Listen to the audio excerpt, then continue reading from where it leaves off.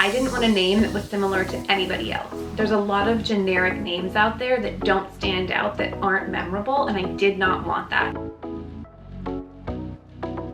Hi, I'm Caitlin. I make videos all about starting and running your very own side business. If you're interested in how I run my business, you can check me out on Instagram. Or if you want to see what I have for sale in my store, you can check the description box down below and go ahead and shop fiorellasoapery.com.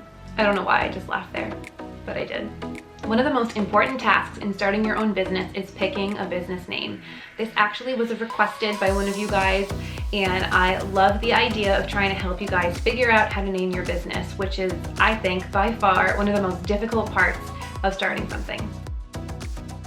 The first thing I want you to ask yourself is if you want to be the face of the brand. If you answered yes, I really want you to consider using your name.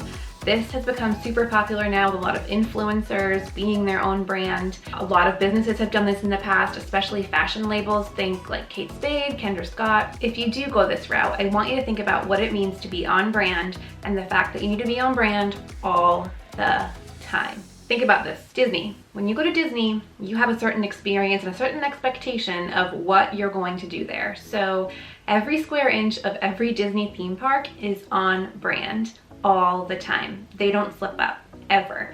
I personally feel like if I were to name my business Caitlin Blue and I wanted to have a certain persona of it being super bohemian, free-spirited, I would need to dress the part all the time for every interaction, every customer. Now, some of you might be thinking, that's extreme, girl, you don't need to do that. But I kind of believe you do, at least in the beginning. I feel like you need to be on brand 100%.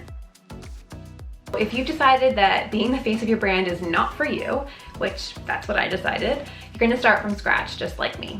It can be a pretty overwhelming task, so just don't put too much pressure on yourself. Before you can actually pick a business name, I want you guys to do some work around your brand. Now, branding could be an entire separate video. It could actually be its own series. For today's purposes, I just want to give you guys a little bit of information to help you get started. The point of figuring out your brand is a couple things.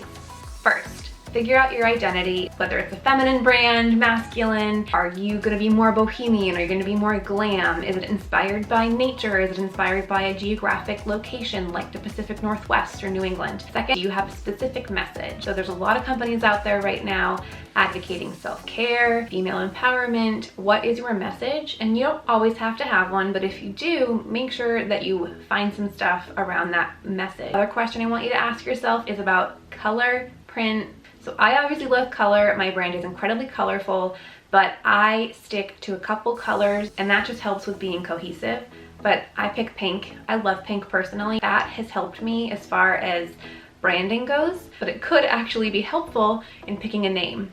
Think about a company like Pink Lily. So they actually have a color in their name. So you've got all these questions that I just threw at you, and what I'm gonna have you guys do next is grab a notebook or your notes app, something that you can't lose. Once you've got that notebook, I want you to literally brain dump everything down in that notebook. I want you to answer all the questions that I just asked. If you have to rewind the video and go through it again, that's fine. Take your time and just write down words, phrases, anything that inspires you as you go through those questions. It doesn't have to be perfect. This is literally a brain dump, so don't edit, just go. Just write it all down. So then once you've gone through those questions, the next part is to add in some inspiration. Now, we can find inspiration everywhere and everyone is different, but I'm gonna give you a couple things that I personally find to be incredibly inspiring and some kind of unique things that a lot of people don't think about. My first one is actually street names. So I don't know about you, but when I drive around, which probably isn't that safe, I look at every single street sign. It's just a habit now, but there actually could be some really great business names hidden on street signs. I'm a huge music fan. I listen to song lyrics like you wouldn't believe. I constantly try to find new names for my products, now that I've named my business, my products in song lyrics. I think that that could be a huge untapped resource. The second place I absolutely love looking for inspiration is cosmetics, specifically in the lipstick, nail polish. I mean, come on, nail polish names are sometimes the funniest names. Now, I want you to look for inspiration. It doesn't mean taking, but you can find some great inspiring things in Sephora, Ulta, or your favorite cosmetic store. A lot of people actually look to other people in their life. So you may not want to name your brand after yourself, but you could name it after somebody who's super influential in your life, like your grandmother, your mother, your own children. Also ask yourself, is there a number that resonates with your brand? A lot of restaurants do this. They name their restaurant after their address. Not totally my favorite thing because I don't think it's that unique, but you might have a really cool spin on a number. Don't hesitate to add that in, and it could be the actual number or it could be the number spelled out. I'm gonna tell you how I found the name for my business, Fiorella Soapery. It was because I typed into Google actually, but you could also do it, different words in Italian or French or any other language, to be honest with you. And I started looking for flowers. So I was looking at different kinds of flowers, I was looking at how to say flowers, and I came across Fiorella, which is Italian for little flowers. Another thing you could do is actually take some of the words that you have on your list and figure out if there are alternate spellings. Or you could swap out a letter or two and see if you can maybe create something that way. I also love to use a thesaurus. You can go on to, I think it's thesaurus.com, but I'll leave the link down below, and you can type in some of the words that you have on your list and it will generate synonyms for those words.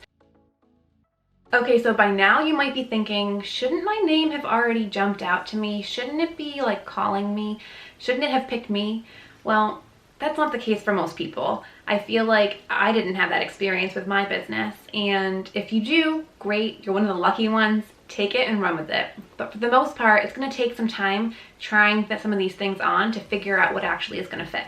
For me, I knew I wanted the word soapery somewhere in my business name. I just had my heart set on it, and I just knew that that's what I wanted. So that kind of helped because there were some words that just didn't flow well with it. Then went to social media to look not for inspiration, but for names I did not want to use. There's a lot of soap makers out there. It's a market that's very saturated. I wanted to make sure my business name was going to be completely different than anybody else's out there. So I actually went on social media and I was able to eliminate quite a few words from my big giant list because of other companies that were already out there. The other thing you could do is to take a couple words, start with two, and try to mash them together and create a new word. I do love this, and there's a lot more brand recognition for a lot of companies that have put words together that actually aren't a real word. I think it could be really cool. So I want to pause for a second and say that you 1000% cannot rush this process. Now I know you might be itching to get your business up and running, and I certainly was, but I wasn't going to do it until I found a name that made sense. Trust me, this is not something you want to rush through. What do I mean by canceling out the noise? Well, there's a lot of people out there trying to tell you all these rules that you should be following when you name a business. For instance, I remember when I was trying to name my business, I listened to the masterclass with Sarah Blakely, who is the creator of Spanx. Love her, genius. Watch the masterclass, it is amazing.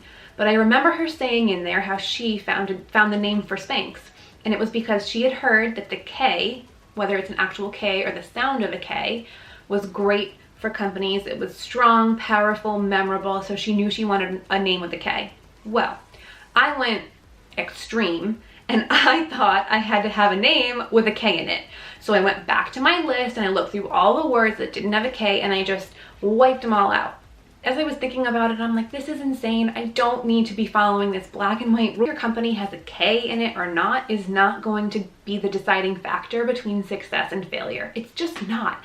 So don't get hung up on some of these things. The one thing I will say that I think you should probably try and stick to is keeping your name somewhat short. You don't really want a long name, something that's 2 to 3 words, because I even find myself with my business, which is 2 words, it's Fiorella Soapery, but with my business, I actually find myself sometimes just calling it Fiorella.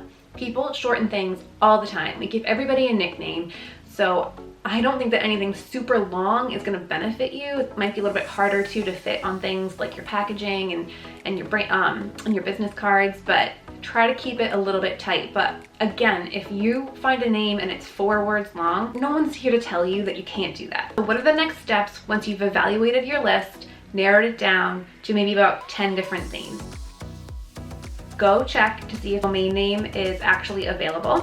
Go on social media and see if those handles are available as well. And then the next one, which you have to do is not the fun part. The legal side of all of this is you need to make sure that there is not another company out there that has a trademark for that name. So there's a website, I'm gonna leave the link down below. It's called uspto.gov, and it is where you can find all the information on trademarks and patents and check to make sure that your business name or the names that you're looking to do are not already trademarked by somebody else. The last thing you want to do is invest all this time and money in creating a brand, and just about the time you get people to recognize your brand, get a cease and desist letter from another company because of trademark infringement. So once you go through and see if the website's available, social media is available, and you're not going to piss off somebody who already has the trademark. So the first thing you could do is ask friends and family. Now, you have to evaluate whether or not this is gonna be right for you. Think about why people keep the name of their unborn baby a secret until after the baby is born and named, right? So that's kind of what I'm talking about. You gotta be careful when you ask people's opinions, especially people who don't own a business or don't have any idea about it, and don't ask somebody who's not creative. The other thing you need to do, and maybe you've already done this, is to say it out loud. There's a very big difference between something on paper and actually saying something out loud. And then the next piece you could do is start looking at logo designs and fonts. So I knew I wanted something very scripty, so I loved having something like an F in my name that I could really have a graphic designer sort of scroll with it. But if you've got something that's an I, you know, it might not be the same. So you might still have a few different options that you're toying with, and you might be really stuck. I had been trying to figure out my business name for months, and I was at the end. I wanted to start selling my soap. I didn't want to put this off any longer. And so I made the decision to pick a name. It didn't feel like it was the perfect fit. It didn't feel amazing. It felt great, don't get me wrong. I really liked it, but it wasn't like the clouds parted and the stars aligned and I had this perfect name and it found me, and it was like somebody told me that yes, this is the best name. It is something that you're gonna have to look at and say, you know what? I feel really strongly that this could be a brand. I'm gonna make it a brand. But I let the process take as much time as it needed, and then I finally said, you know what? I have to make a decision. It's not going as easily as I thought it was. It's gonna be a point where you're just gonna have to pick. And I think that if you feel confident that you've done the research beforehand and you've worked on it the best that you physically can, then you gotta be confident and pick. Like I said before, don't put too much pressure on yourself. Your brand name is going to become your brand. So I hope my tips have been super helpful for you guys. This is definitely not an easy task. I feel like you at the end of the day have to trust your gut and trust your judgment. But if you're still struggling and having a hard time, send me a message. I'm happy to try and talk it through with you. Most of the time I find that people have the answer. It's not somebody else telling them. They just need that one little push of confidence to help them get there. Thank you guys so much for watching. Leave comments down below on some other videos that you'd be interested in watching.